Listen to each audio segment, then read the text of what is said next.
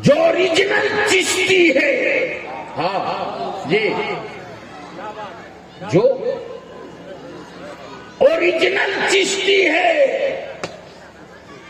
वो रजा के साथ है। हाँ, जो ओरिजिनल चिश्ती है वो रजा के साथ है, और जो डुप्लीकेट चिश्ती है वो अहले तशा के साथ है। वो अहले तशा के साथ है। जो ओरिजिनल चिश्ती है वो इमाम अहमद रजा के साथ है। और देख ले मेरे गरीब नवाज के बुलंद दरवाजे पर जो शेर लिखा है ना, वाह वाह वाह, बोलोगे वाह वाह बोलोगे, कब बोलोगे? अरे जोर से बोल, जोर से। जो बुलंद दरवाजे पर शेर लिखा है वो किसी और का शेर नहीं है रे, मेरे रजा के खानदान का शेर है। तो हिम्मत है तो वो शेर हटा के दिखाओ जो तुगरा बना हुआ है। मैं आपसे विनती करके कहूंगा,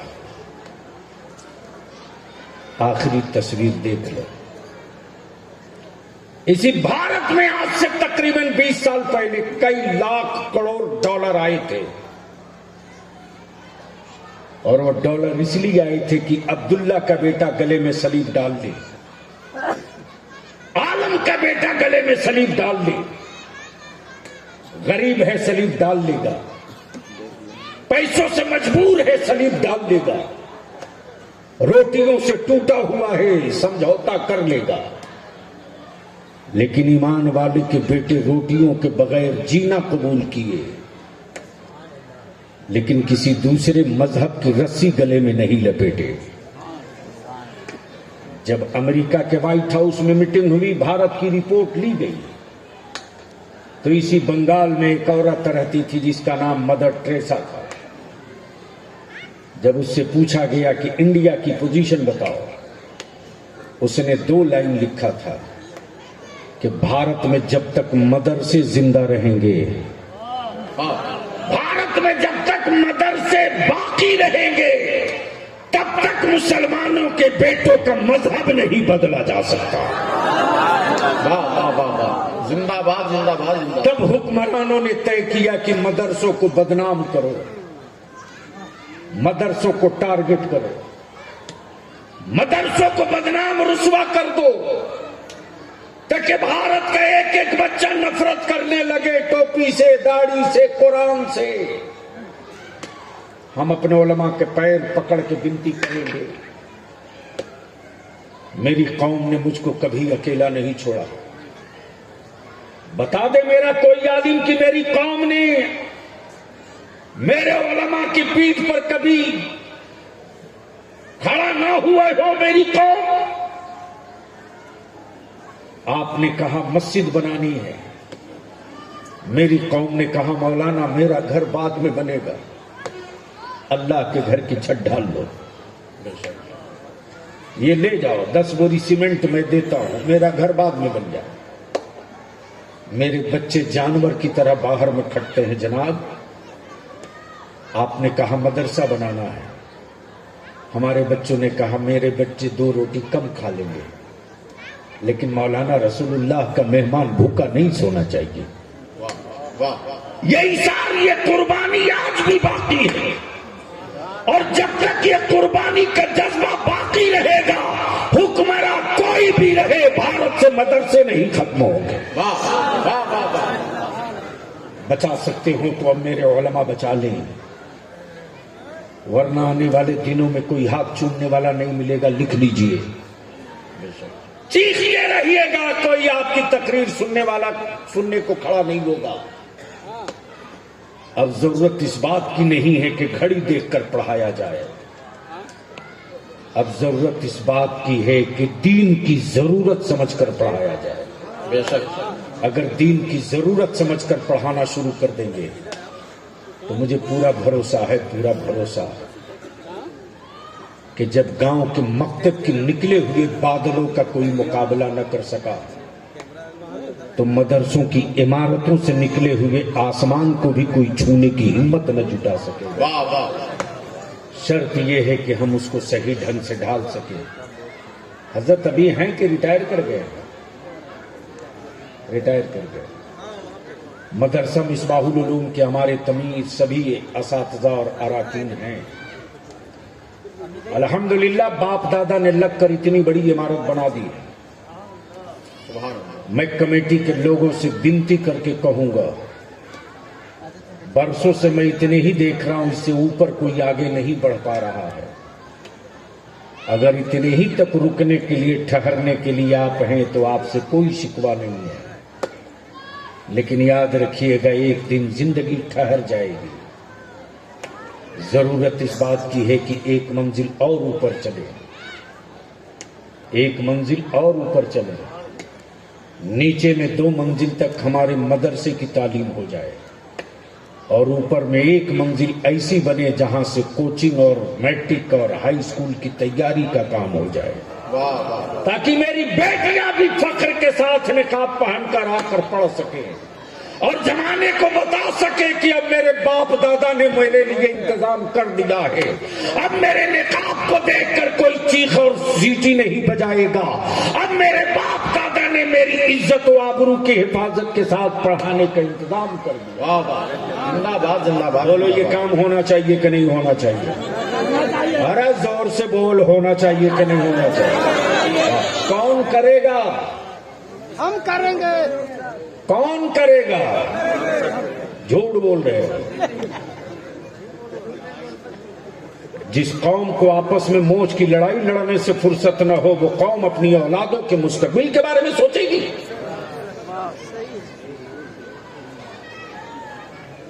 जब बाहर वाले मौलाना कहते हैं कि बिशुनगढ़ कब एक होगा, जब बाहर के लोग कहते हैं कि मजबूत आबादी कई हिस्सों में बंट गई, उस वक्त मेरे आलिम के पास कोई जवाब नहीं होता। हम विनती करके कहेंगे बिशनगढ़ नवादा वालों से, तुम्हारी जिद ने तेरी नस्लों की बर्बादी की तारीख लिखी है। जिस दिन अपने जिद को दफन करके जो तुम पर जुल्म किया है उसके दरवाजे पहुंच जा और ये सोच करके जा कि ये मेरे लिए मौत का खंजर लेके घूमे, हम इसके लिए मोहब्बत का फूल लेके घूमेंगे। अगर आप जिस दिन आप पूरा बिशनगढ़ नवादा एक हो जाएगा ना, याद रखना कि हर मस्जिदों में लड्डू बटेगा, लड्डू लड्डू। फैसला आप कर लो। आने वाले दिन वो खतरनाक दिन दिख रहे हैं। दीवारों पर इबारत लिख दी गई है, तेरी नस्लों की बर्बादी की ऊपर से गर्द डाल दिया गया है, कोई पढ़ न सके।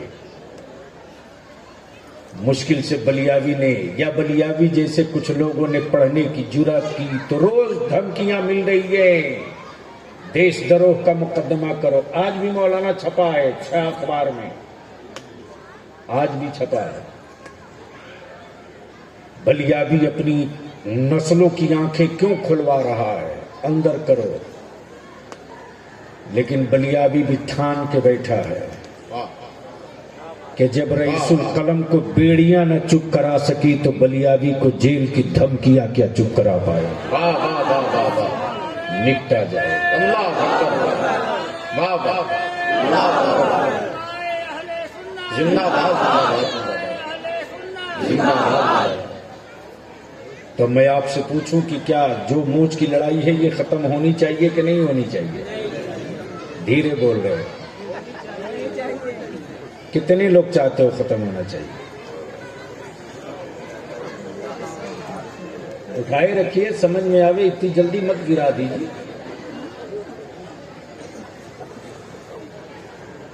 बरामदे के लोग भी चाहते हैं खत्म होनी चाहिए। कोई एक नौजवान बीच से खड़ा होकर नारा लगा, देखे कितने का हाथ उठता है, कितने का गिरा रहता है।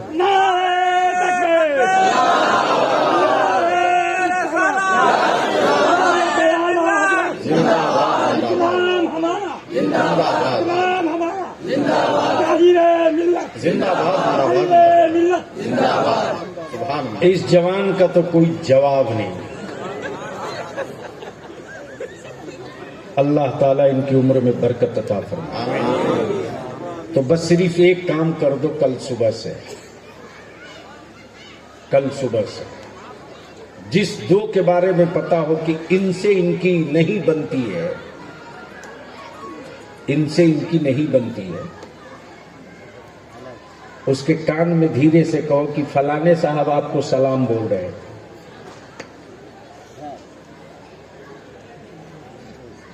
ये सिलसिला चलाओ मेरा आजमाया हुआ। मेरी जमात के दो बड़ों के बीच में मौलाना गलतफहमी हो गई। अल्लाहू अकबर। मैं दिल्ली जामा मस्जिद की सीढ़ी से उतर रहा था, उसमें से एक बड़े की नजर पड़ी मुझ पर, आवाज दिया। मैं करीब गया तो उनके पैरों में तकलीफ रहती थी, मैं कांधा दे दिया, वो सीढ़ियों से उतरते रहे।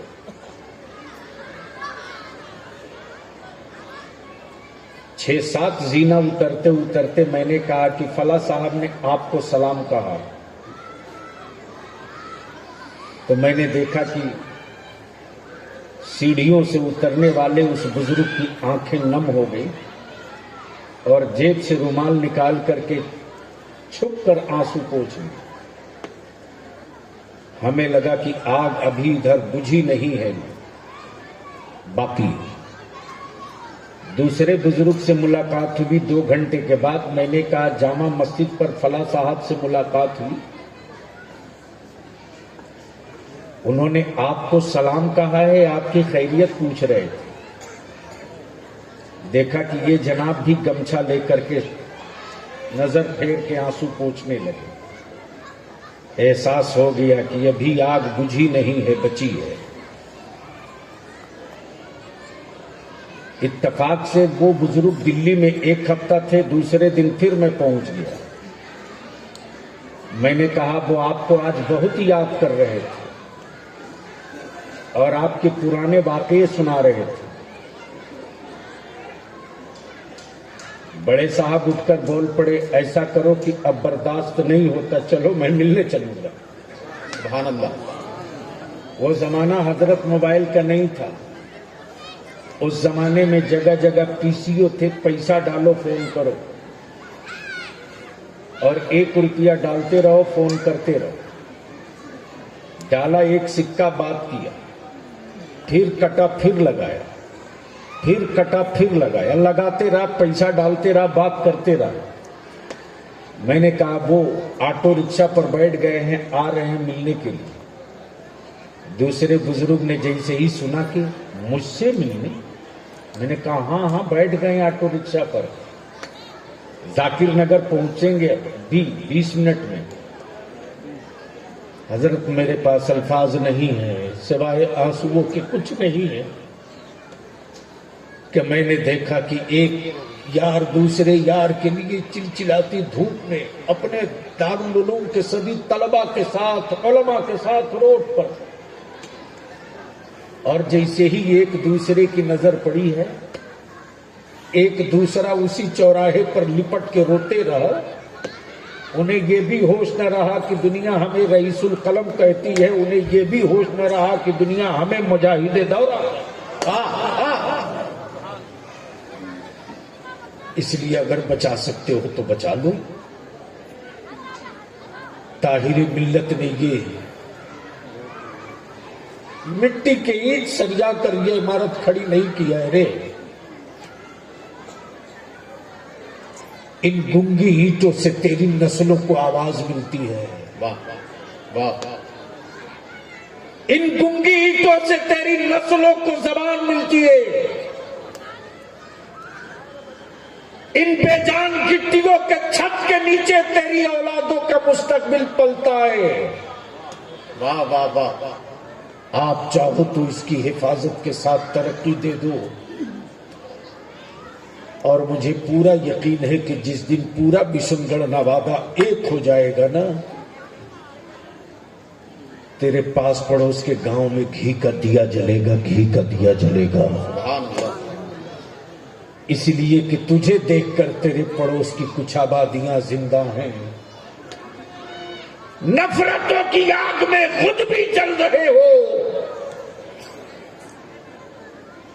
और अपने पड़ोस के गरीबों को भी खौफ की आग में जला रहे हो। जिस दिन अपनी मोच और जिद को दफन करके मुस्तफा के दीन के लिए एक हो जाओगे और हर ईमान वाला ये सोच ले कि मुझसे बेहतर ये है, मुझसे अफजल ये है, मुझसे अच्छा ये है। जिस दिन एक भाई दूसरे के लिए ये जज्बा रख लेगा, उस दिन फिर कोई हमारे मुआशरे में बुराई और गलतफहमी पैदा नहीं। बेशक सुभान अल्लाह, सुभान अल्लाह। ये बहार फसले बहार तैयार है, रजा के गुलशन के फूल खिले हैं, हाफिज की शक्ल में, कारी की शक्ल में। अल्लाह तबारक व तआला मेरे उलमा असातिज़ा को हिम्मत और हौसला अता फरमाए और मिसबाहुल उलूम को जिंदा रखने वालों को लंबी जिंदगी के साथ बरकतें अता फरमाए। चूंकि वादा कर लिया था, वरना सच पूछो तो बलियावी आज की रात इस पोजीशन में सेहत के एतबार से नहीं कि तकरीर करता था। बस ये आपकी जिद और आपका हुस्न, आपकी मोहब्बत जो जहां है वहीं बैठे रहेगा। बलियावी की जरूरत है इसलिए जाएगा, आपकी जरूरत नहीं है। आपकी जरूरत ये है कि जिस शान से अब भी बैठे हैं उसी शान से मेरे आका पर सलातो सलाम पढ़ने के बाद जाएंगे। यार जिंदा, सोहबत बाकी। खुदा हाफिज, सलाम अलैकुम।